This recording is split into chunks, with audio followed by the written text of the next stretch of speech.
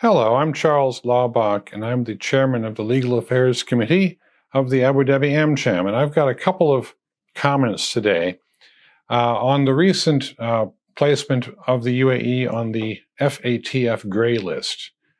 People keep asking me, what does that mean? Is it economic? Is it political? Is it trade related? Is it something else?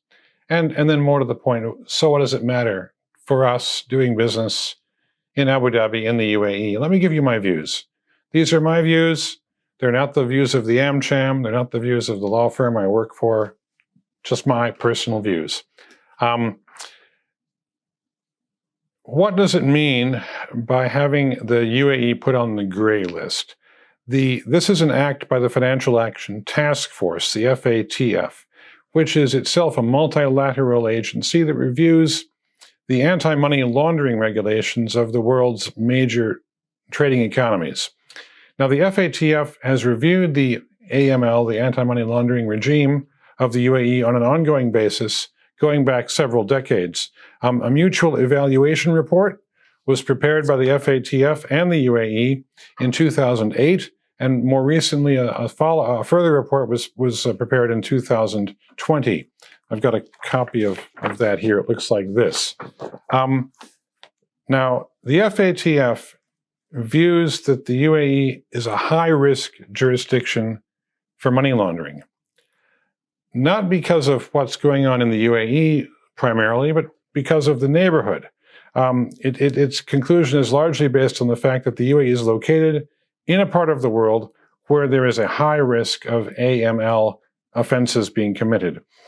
Overall, according to the FATF, the UAE's AML regime complies with the FATF's requirements, but there is some room for improvement. And the evaluation reports from 2008 and from 2020 set out where there can be room for improvement. Now, money laundering, going back to the very beginning, is an attempt by criminals or by criminal organizations to conceal the illicit origin of funds, okay? A money launderer will often try to convert dirty money obtained from a crime into clean money through the banking or the financial system, or through the exchange of physical assets. You buy something, a ship, a piece of property. This is a way to turn dirty money into clean money. You can conceal the illicit origins of your funds, of your assets. Now, the UAE, for a long time, decades, has had precautions in place against money laundering operations. The initial efforts began, again, several decades ago in the financial sector with banks and other financial services companies. Now, this is where a requirement comes into play: know your customer, KYC, due diligence of prospective clients and counterparties and the transactions they wish to perform. This was imposed on the financial sector, again, several decades ago.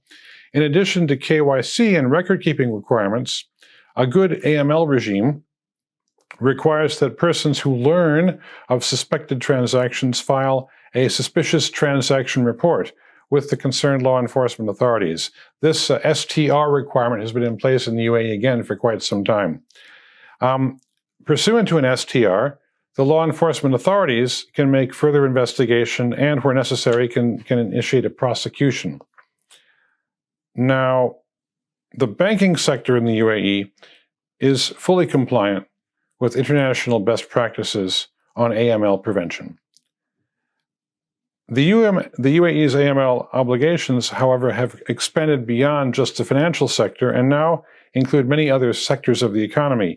They currently apply to financial institutions, FIs, and also to designated non-financial businesses or professions called DNFBPs, okay? And many other companies that aren't banks are DNFBPs. Now, the concerns of the FATF appear to be focused. This is 280 pages, but I'm summarizing quite a bit here.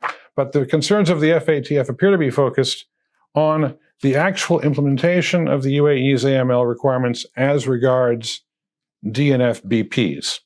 The FATF has the view, apparently, that there is insufficient compliance in the UAE with the AML requirements that are expected of DNFBPs. Now, having said all of that, the FATF does acknowledge that the UAE has robust, effective measures in place against terrorism financing, ATF, and against proliferation financing, called APF.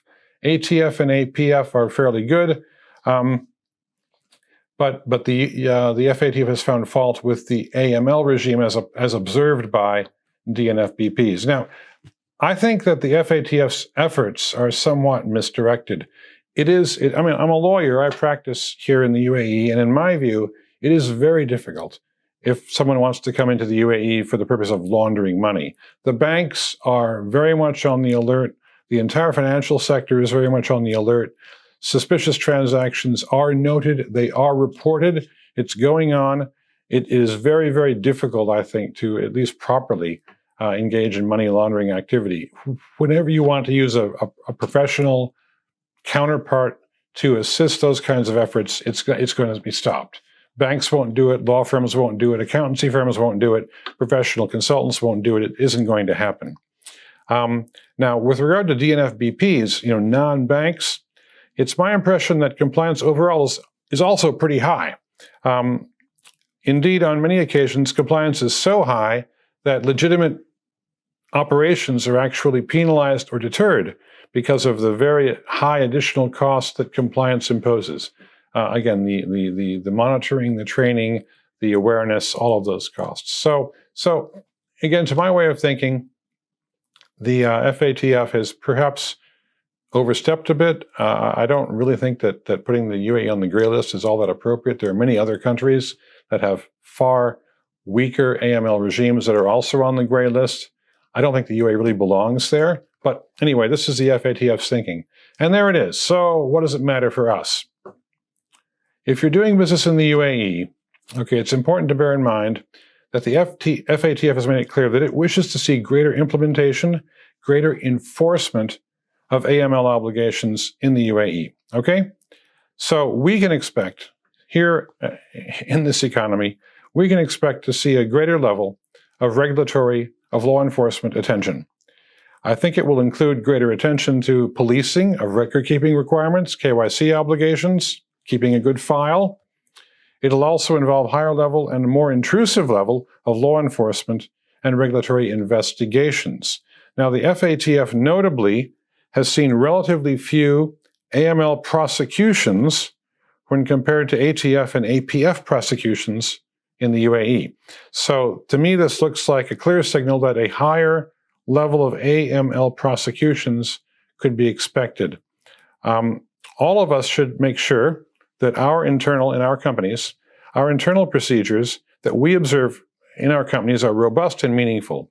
Perhaps a stress test should be done to see how good they are. The procedures that we use internally for training staff, raising awareness, identifying suspicious transactions, filing STRs, those should all be reviewed and enhanced. Nobody wants to be the first person, the first business who has an unpleasant encounter with a heightened, more aggressive compliance regime here in the UAE. Now, the UAE's efforts to enhance AML compliance are certainly not going to stop with the expected removal of the UAE from the gray list.